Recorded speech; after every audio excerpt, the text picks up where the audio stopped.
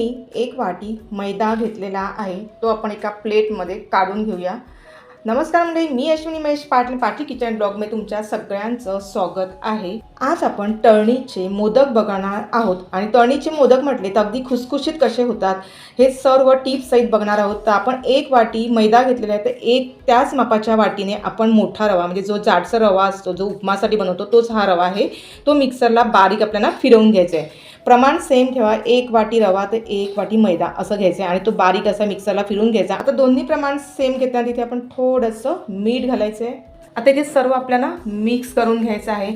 आता इथे जर का बारीक रवा घेतला ना तरी सुद्धा तो मिक्सरला फिरवूनच घ्यायचा आहे, कारण जो आपण आज रवा घेणार आहे तो मिक्सरला फिरवून घेणार आणि त्यानंतर आपण मोदक बनवणार, जेणेकरून मस्त असे खुसखुशीत होतात। त्याचप्रमाणे इथे मी घेतले 3 चमचे तूप बघू शकता, धूर निघेपर्यंत असं मी कटकीत गरम केले। ते सर्व आपण ह्याच्यावर घालून घ्यायचं आहे। घालताना थंड करायचं नाही आहे, तर पूर्ण गरम असतानाच आपल्याला या पिठावर घालून घ्यायचं आणि गरम असताना हाताने मिक्स करू नका, चमच्याने मिक्स करून घ्या, जेणेकरून चटके लागू नये। आता हे सर्व आपण थोडंसं असं चमच्याच्या साहाय्याने मिक्स करून घेते। थोडं थंड झालेलं आहे, त्यानंतर आपल्याला हाताने मिक्स करून घ्यायचं आहे। आता हाताने मिक्स करताना एक सर्वात महत्त्वाची टीप आहे की अगदी हातामध्ये असं पीठ घेऊन चोळून घ्यायचं, जेणेकरून ह्या पिठाला सर्व तूप आहे हे व्यवस्थित लागलं पाहिजे, कारण आपण तुपाचं मोहन केलं आहे अगदी गरम कडकडीत आणि त्यानंतर मिक्स केलं आहे, कारण जेणेकरून हे मोदक आहेत ना एकदम मस्त असे खुसखुशीत होतात। आता सर्व बघू शकता, ज्या पद्धतीने मी हे तूप ह्या पिठाला लावते त्याच पद्धतीने तुम्ही देखील लावून घ्या, सर्व पिठाला व्यवस्थित लागलं पाहिजे। आता इथे बघू शकता मी तूप व्यवस्थित पिठाला लावून घेतलं, त्यानंतर मिक्स केलं आहे। आता आपल्याला काय करायचं आहे, एक पिठाचा असा गोळा बनतो का असं बघायचं बघा, अशी म्हणजे मूठ तयार होते, अशा पद्धतीनेच आपल्याला तूप लागलेलं आहे असं पिठाला समजतं आहे बघा। ह्या पद्धतीने जसं मी दाखवते तुम्हाला त्याच पद्धतीने, म्हणजे अशी मूठ वळली तर समजायचं की पिठाला हे तूप व्यवस्थित लागलं गेलं। त्यानंतर इथे आपल्याला थोडं त्या पाण्याचा वापर करून पीठ मळून घ्यायचं। आता इथे दुसरी टीप महत्त्वाची आहे की पाणीसुद्धा घालताना आपल्याला अगदी थोडं पाणी घालून मिक्स करायचं आहे, आपल्याला एकदमसुद्धा पाणी घालायचं नाही आहे, कारण इथे आपण तुपाचं मोहन दिलं होतं आणि तूप घातल्यानंतर मस्त असा गोळा हा रेडी होतो। त्यामुळे इथे पाण्याचं प्रमाण आहे ना तर खूप कमी लागतं, जास्त लागत नाही, अगदी थोडं वापरायचं आणि पीठ असं आपल्याला मळून घ्यायचं आहे।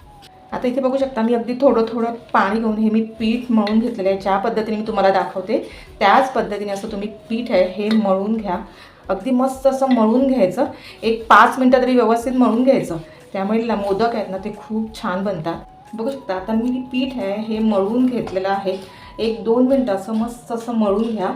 हे बघा इथे मी अगदी थोडं पाणी टाकून असं मी मळून घेते, त्याच पद्धतीने आपल्याला पीठ आहे हे मळून घ्यायचं आहे। आता बघू शकता हे पीठ आहे हे मी मस्त असं मळून घेतलेलं आहे आणि इतकं लूज असं हे आपण थोडंसं पीठ मळून घेतलं। आता एक अर्धा तासासाठी हे पीठ आहे आपल्याला बाजूला ठेवून द्यायचं आहे। आता तुमच्याकडे जर का जास्त वेळ असेल तर तुम्ही 1 ताससुद्धा पीठ हे बाजूला मुरत ठेवा आणि त्यानंतर आपण सारण बनवून घेऊया। आता इथे आपल्याला मोदकसाठी सारण बनवायचं आहे, त्यासाठी मी एक पॅन घेतला आहे, 1 चमचा आपण तूप घातलेला आहे। आता इथे तूप आहे ना हे मी थोडंसं गरम करून घेतलं। आता ह्यामध्ये आपल्याला घालायचं आहे गूळ। आता मी इथे छोट्या पातेला बनवून नारळ घेतलेला आहे खिचून, त्याच मापाने आपण पाऊण वाटी इथे गूळ घेतलेला आहे। इथे ना मोठ्या शेगडीवर आपल्याला गूळ आहे हे फक्त वितळून घ्यायचं आहे, इथे आपल्याला पाक वगैरे करायचं नाही। आता इथे बघू शकता हे गूळ आहे मी सर्व वितळून घेतलं आहे आणि इथे मी ओला नारळ आहे तो घेतला, त्याचे लहान तुकडे केले, त्यानंतर हा मिक्सरला असा फिरवून घेतला। बघू शकता मागे पुढे बटन करून आपण असा फिरवून घ्यायचा, थोडासा जाडसर होतो आणि अशा पद्धतीनेच आपल्याला मोदक हे बनवायचे, म्हणजे सारण खास आपल्याला असं बनवायचं। आता इथे ना आपल्याला मंद आचेवर हे सारण आहे हे बनवून घ्यायचे। सर्व मी हा ओला नारळ आहे हा घालून घेते, मिक्स करून घेऊया। आता हे आपल्याला सारण आहे ते 1-2 मिनिटांसाठी मीडियम गॅसवर पुन्हा आपल्याला हे परतवून घ्यायचं आहे। आता बघू शकता इथे सर्व मिक्स करून घ्यायचं, ओला नारळामध्ये गूळ हे व्यवस्थित असं मिक्स झालं पाहिजे, इतकं 2 मिनिटं असं परतवून घ्यायचं आहे। आता इथे मी गोड जे घातलेलं आहे ना ते तुम्हाला जर का आवश्यकतेप्रमाणे तुम्ही घालू शकता, म्हणजे जसं तुम्हाला आता काही बरेच जण गोड कमी खातात तर थोडंफार तुम्ही इथे गुळाचं प्रमाण कमी जास्त करू शकता। आता इथे थोडासा नारळाचा कलर चेंज झाला, तिथे आपल्याला 1 टेबलस्पून इतकं जिरं पावडर घालायचे। जिरं पावडर तुम्ही नक्कीच घालून बघा, सारणामध्ये खूप छान टेस्ट येते, त्यानंतर मला कमेंट देखील करा। त्याचप्रमाणे वेलची आणि जायफळ पावडर मी थोडीशी घालते, तुम्ही तुमच्या आवश्यकतेनुसार घाला। त्याचप्रमाणे इथे आपल्याला घालायचे साखर म्हटलं तर फक्त 1 चमचा घालायची आहे। हे सारण आहे ना, हे अशा पद्धतीने नक्कीच करून बघा, किती सुंदर लागते ते बघा। आणि मिक्स करून घ्यायचं। थोडीशी साखर घातल्यानंतर या सारणात टेस्ट आहे ना अधिक वाढते आणि जिऱ्याचा सुवास आहे ना तो खूप सुंदर येतो आणि शरीरासाठी जिरा पावडर हे खूप चांगलं असते। आता हे मिक्स करून घ्यायचं आणि थोडंसं आपल्याला 2 ते 3 मिनिटासाठी हे फक्त परतवून घ्यायचं। जास्त सुद्धा आपल्याला परतवून घ्यायचं नाही। तुम्ही जास्त जर काही शेगडीवर सारण परतवणार तर हे सारण आहे हे घट्ट होतं, त्याच्यासाठी हे सर्वात महत्त्वाची टिप आहे। आणि मस्त असं हे सारण आहे हे रेडी झाले बघू शकता। इतकंच आपल्याला हे सारण बनवायचं आहे। आता मी गॅस बंद करते आणि सारण आहे आपल्याला पूर्ण थंड करून घ्यायचं आहे। इथे अर्धा तास झालेला आहे आणि पीठ देखील खूप छान मुरलेलं आहे। आता त्याच थाळ्यामध्ये आपण हे पीठ आहे हे काढून घेऊया। हे बघू शकता सारण किती सुंदर झालं आहे। हे सारण आहे हे पूर्ण मी थंड करून घेतलं आणि बघा इतकं मस्त असं सुटसुटीत असं झालेलं आहे आणि एकदम सॉफ्ट असं झालेलं आहे। आता हे बाजूला ठेवू, थोडंसं पीठ मळून घेऊया। आता इथे ना बघू शकता मी हाताला ना थोडंसं तूप लावून घेतलेलं आहे आणि आपल्याला पीठ आहे हे पुन्हा असं मळून घ्यायचं आहे, कारण ह्यामध्ये आपण रवा घातला होता आणि रवा आहे हा खूप छान फुलला जातो। त्यामुळे थोडंसं पुन्हा आपल्याला पीठ आहे हे मळून घ्यायचं आहे आणि मळताना सुद्धा आपण थोडंसं असं लूज पीठ मळलं होतं जेणेकरून रवा फुलला जातो। ज्या पद्धतीने मी तुम्हाला सांगितलं आहे त्याच पद्धतीने तुम्ही पीठ मळून घ्यायचं आहे आणि आपण मिक्सरला रवा देखील फिरवून घेतलेला आहे, त्यामुळे बारीक अशी पावडर होते। आता 1-2 मिनटं फक्त असं मळून घेते। तर इथे मी पीठ आहे हे मळून घेतलेलं आहे। आता इथे आपल्याला लहान लहान गोळे बनवायचे आहेत। आता जेवढे तुम्हाला मोदक बनवायचे आहेत तेवढे तुम्ही गोळे करून घ्या। त्याचप्रमाणे तुम्ही याच्या पुऱ्यासुद्धा बनवतात। आता इतका मी गोळा बनवून घेतला आहे आणि हे सर्व आपल्याला एकदमच गोळे बनवून घ्यायचे आणि त्यानंतर आपण ज्या बाउलमध्ये पीठ बाजूला मुरत ठेवलं होतं त्याच बाउलमध्ये मी काढलेत आणि झाकण लावून आपण बाजूला ठेवून देणार आहोत। आणि ज्यावेळेस आपण म्हणजे पुरी आपण नंतर लाटून घेणार आहोत ते एक एक जेव्हा लागेल ना तेव्हा आपण एक एक ती गोळा हा काढून घ्यायचा, एक एक मोदक बनवून घ्यायचा आणि त्यानंतर हे सर्व पीठ आहे हे पुन्हा आपल्याला झाकून घ्यायचं आहे। बघू शकता मी सर्व गोळे बनवून घेतले। आता हे आपण झाकून बाजूला ठेवूया।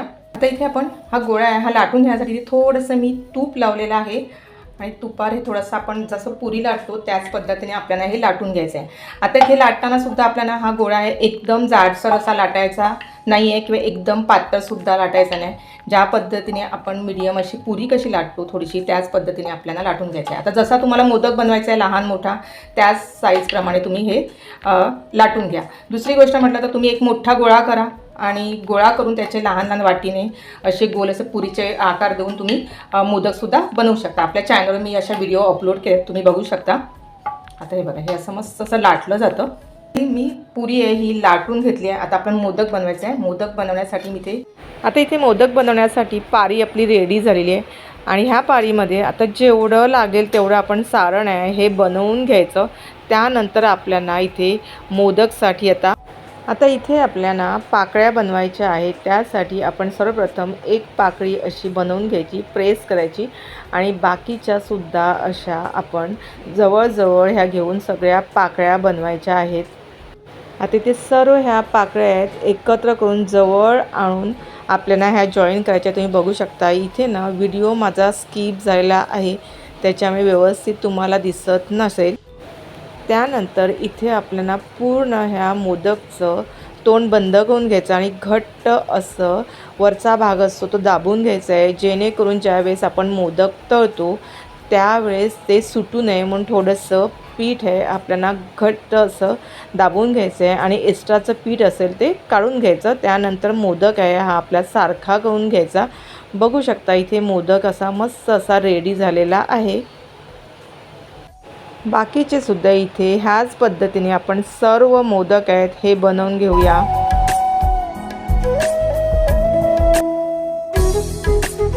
मोदक आहेत हे बनवून घेतलेत आणि इथे आपण मोदक तळण्यासाठी कढई घेतली, त्याच्यामध्ये तेल घातले, तेल गरम करून घेतलं। आता तेल गरम झाले का ते सुद्धा बघूया। थोडंसं मी पीठ घेते आणि ते तेलामध्ये घालून घेऊया।